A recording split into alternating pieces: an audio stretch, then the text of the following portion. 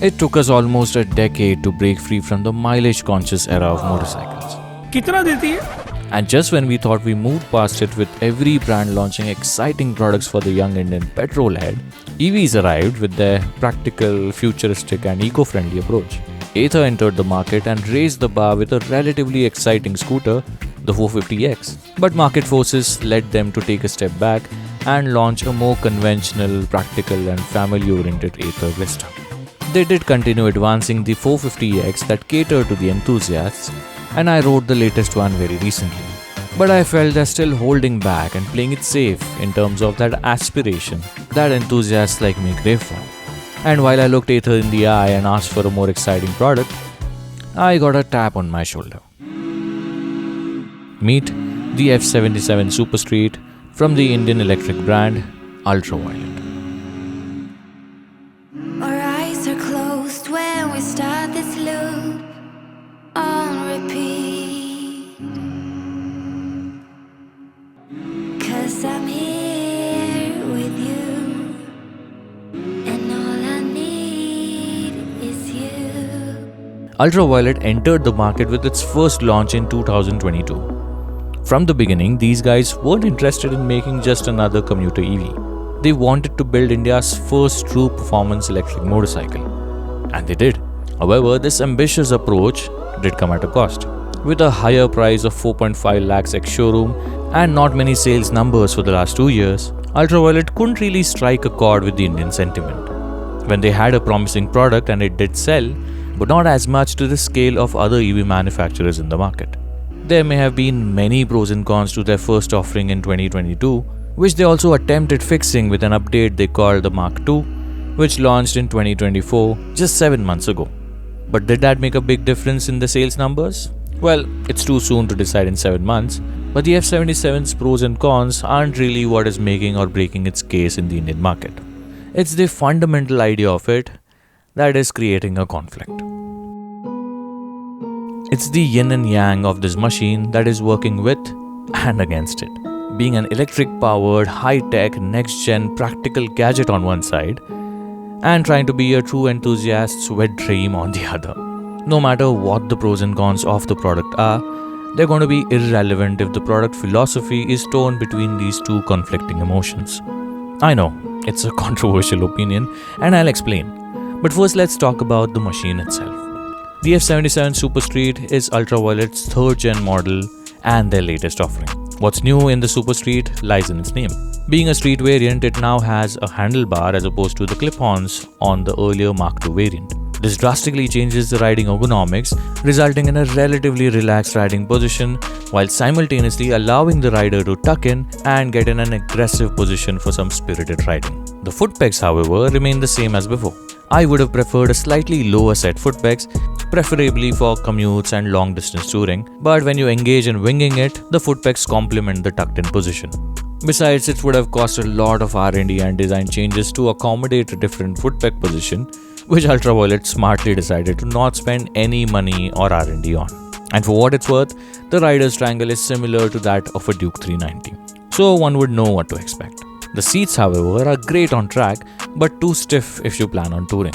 You definitely need an air seat or some sort of an upgrade to have a longer saddle time while touring.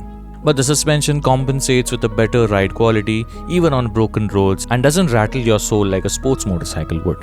Besides that, in terms of numbers, the top Recon variant comes with a 10.3 kWh battery that produces 30 kW of max power, which is equivalent to 40 bhp of power and 100 Nm of peak torque. It rides in 3 ride modes: Glide, Combat and Ballistic. Glide being the most range-friendly and economical, and as a result, the slowest, Combat being a good balance of range and performance, and Ballistic being all about outright performance with a top speed of 155 km per hour. All of this is claimed to deliver an IDC range of 323 km, which translates to a realistic range of 200 plus kilometers of riding in different modes. I personally haven't tested any of these parameters yet, so I'm just going by the real tests on the internet. Once you've discharged the battery, bringing it back to 100% on a normal charger at home takes about 8 hours, and with an optional booster charger that comes at a cost, it takes about 5 hours to charge fully. However, I definitely wouldn't spend 42,000 on a heavy ass booster charger only to save some hours of charging time and to keep carrying it everywhere I go. It just doesn't make any practical sense. I'd rather charge it overnight at home or take it to one of the charging stations available nearby. More on the charging later in the video. And to finish the specs off, we have USD forks and monoshock at the front and back with preloaded adjustability, dual channel ABS that is switchable, full points for that, 4 levels of traction control, hill hold, and a whole host of high-tech safety and utility features. All of it coming at 3.99 lakhs ex-showroom. Now that you're familiar with the brand and the motorcycle, let's dive deep to understand what's really happening under the surface. You see, Ultraviolet is currently at a stage where Ather was 2 years ago. And I'm comparing Ultraviolet with Ather because these are the only Indian two-wheeler brands, in my opinion, that are actually innovating. With their product being extremely promising and high quality, without compromising on the tech, R&D and performance, Ultraviolet is leaps and bounds ahead when it comes to their product. With the biggest battery pack on any electric two-wheeler in the country, they're offering better range, speeds, performance and longevity as compared to other EV manufacturers.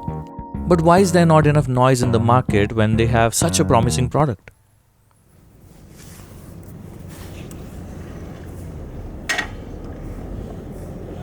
Indian petrol heads, including me, are heavily emotional when it comes to their prized ICE possessions. And when something challenges that with an equally exciting and powerful alternative that is substantially advanced with tech and keeps improving while sitting in the garage, it is a hard pill to swallow. EV scooters in India did not face that challenge.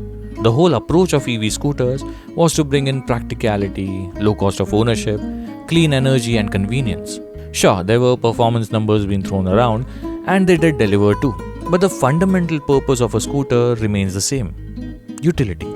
With an electric sports motorcycle, Ultraviolet intentionally or unintentionally challenged the everlasting legacy of the ICE machines, promising something that didn't just exist to save the planet, but also could make your heart race. An actually good motorcycle that happens to be an EV. But it's not like that's given the ICE fans sleepless nights. There's still a lot of huge mountains Ultraviolet has to climb to be considered as an option for true motorcycling enthusiasts. And the biggest of them all is the battery range. मैं उड़ना चाहता हूँ नैना, दौड़ना चाहता हूँ, गिरना भी चाहता हूँ, बस रुकना नहीं चाहता. With 323 kilometers of IDC range on offer, the Super Street promises a lot of saddle time with less range anxiety compared to other EVs. The brand also claims that a few of its customers have gotten a range very close, if not similar to the IDC range, which I honestly feel is a bit of a stretch, as these tests are carried out to get the best results, and that means not tapping into the full potential of the bike's performance. But even if you consider a conservative range number, say for example 200 kilometers, that is quite nice for a motorcycle that can perform this good. Even with the 200 kilometers of realistic range, is it really enough to compare with ICE vehicles? Given the performance they offer, the distance they cover, and most importantly, the feel they give.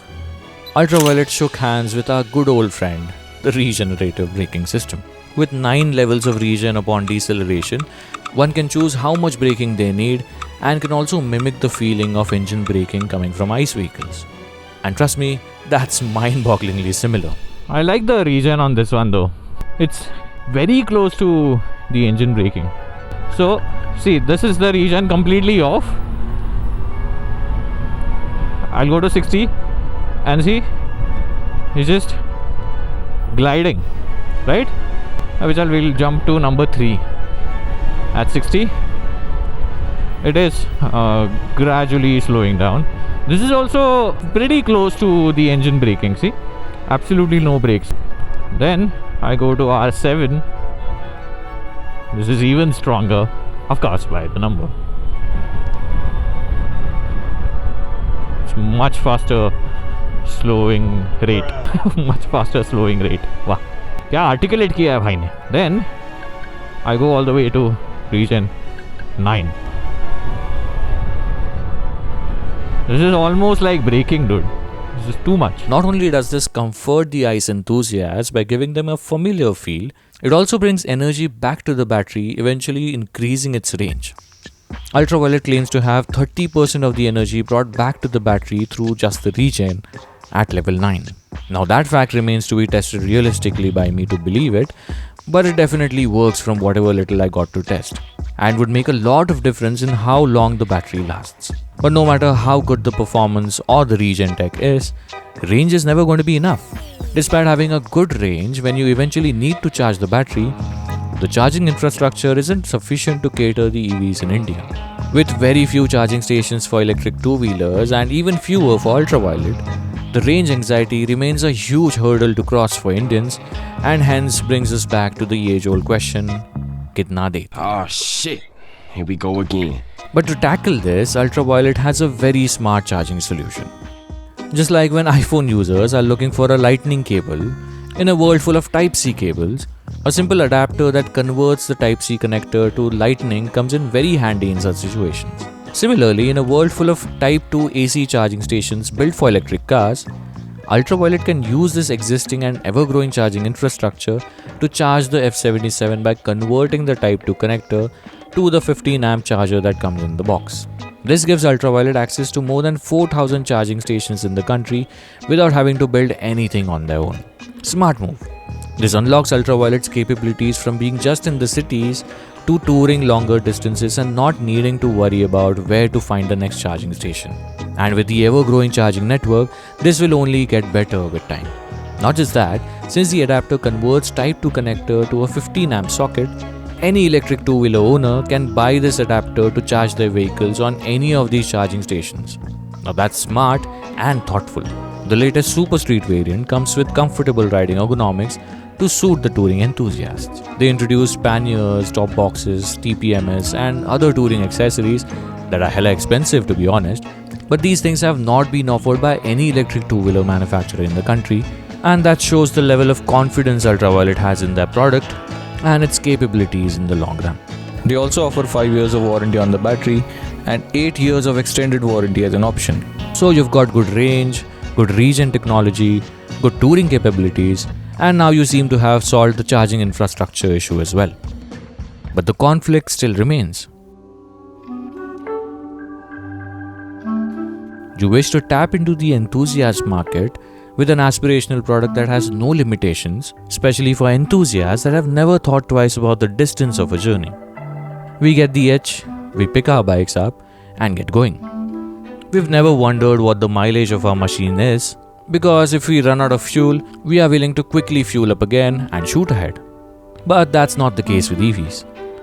This is where we ask the wrong questions. We need to stop asking what's the range and start asking how fast can I charge the battery. Because the time spent charging the vehicle compromises on a lot of ride logistics, especially when touring on longer distances. Look at phones for example. We didn't solve the battery life issue by making phones with 10,000 mAh bricks. We solved it by making them charge faster. Where initially it took more than 3 hours to charge our phone batteries from 0 to 100, now it takes less than an hour. And even if you are in a hurry, a 10-minute charge can get you enough juice for some time. That's exactly what needs to happen with EVs. Because when you'll be able to fully charge your EV in less than an hour, and a 15-minute quick charge can get you some juice at whatever time and whichever location, the range anxiety will disappear.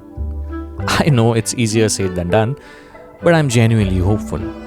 And things are improving. Along with the charging infrastructure, the charging tech is bound to improve over the years, and it's just a matter of time till we reach there. But till then, does it really make sense to buy an electric sports bike? Does it really create an emotional desire in me to invest in it? I've done nothing but yap all this while. Now, it's time for the bike to do the talking. I ain't trying to bother. You're moving me in all the right ways. Waiting for the signal. I wanna go down and watch it fall down. But damn, it feels good when you jump on it. Scars on my chest like you own it. You can have my last name if you want it. If you want it, if you want it. Yeah, girl, we don't even have to stop it. Take you higher than a real rocket. You can have my last name if you want it. If you want it, if you want it. Yeah. And the answer to that question is yes. And you'll only have to ride it to believe me. I'm a hardcore petrol head and I love my petrol guzzling bad boys. But boy did I have fun on the F77. The way it just darts ahead when you ring the throttle in ballistic mode is unreal. And couple that with the regen on offer is very close to riding an ICE vehicle. Despite carrying a heavy-ass battery, the Super Street hides its weight quite well on the track and flicking it is not that big of a struggle. This has substantially improved from its predecessor, the Mark II, and is said to have a symmetrical 50-50 ratio on the front and back, resulting in a better weight distribution than before. The handling as a result is fantastic, and the brakes are surprisingly stupid good. Brakes are good, huh? Brakes are actually good. Besides, it does come with ABS that is switchable and gets 4 levels of traction control that I found pretty useful on the F77 for the power it has at the wheel. Don't get me wrong, I'm not saying it needs traction control for the power it has. It's just better to have a safety feature considering the way the initial power is delivered and the 100 Newton meters of torque. The F77 does compare to a 300 to 400cc motorcycle for its power, but the surge in power gradually fades over time as you climb up the speeds. I'll still have to test it for longer to give my verdict, but from whatever time I've spent riding it, my initial impressions were pretty positive. So if I ask myself, do I look at the Super Street as a potential purchase that I would desire to have? Considering its pros and cons and limitations with respect to charging and range, well, I'd say yes and no. And I hope this helps you decide. When I dreamt of the bike that I aspired to own, my fantasies were all about how I'll ride it, how I'll feel riding it, where I'll take it, how I'll look sitting on it, how people will turn their heads when I pull up, how I'll customize it. The fantasies went on. And I kept decorating my dreams till I finally got it. I genuinely couldn't care less about how impractical it is, or how heavy it is, or how much it heats up in the traffic. The romantic idea of it translated to the romantic reality of me owning it and smiling year to year every time I rode it. If you have that kind of a desire to own the Ultraviolet, for the way it looks, for the way it's built, for the tech it offers, and for the feelings it promises, then you should definitely try experiencing how it rides. And once you do, you'll realize that this is genuinely a very good machine that happens to be electrically powered. But at the same time, you'll also have to consider all the limitations that come with an EV. However, less in the F77's case, they still do exist. And if you see yourself comfortably living with those, trust me, you'll get used to it sooner than you realize. I've not said this in case of the Ather 450X, because it is an easy product to recommend to someone that is looking for something fun, yet doesn't want to miss out on practicality, ease of use and purpose. And while I asked Ather to give us more, Ultraviolet is doing exactly that and a lot more. This being the third generation of the F77, it has seen a lot of changes and evolutions. And it shows. The performance is exciting, looks, fit and finish is top-notch and comparable to any premium motorcycle in the country. The brand has done changes to the bike from the way it rides, handles, charges, and all the way to the cost it comes at. Everything has been tweaked and changed by closely paying attention to the customer's feedback. And this is despite not having great sales numbers. Ultraviolet has been working on the F99, a super sport track-only motorcycle made to push all boundaries of performance on an electric two-wheeler. And the learnings from that will naturally translate to the products we use on the streets. And the fact that it improves over time with OTA updates makes it even better. But the price of more than 4 lakhs and a whole host of super expensive accessories and upgrades totaling to almost 6 lakhs on road makes it a heavily emotion-driven purchase. If it strikes a chord, I definitely suggest you give it a try. All I can say for now is that I feel confident that the brand has its heart at the right place and is waiting for us emotional enthusiasts to make an emotional electric investment. Thank you for watching.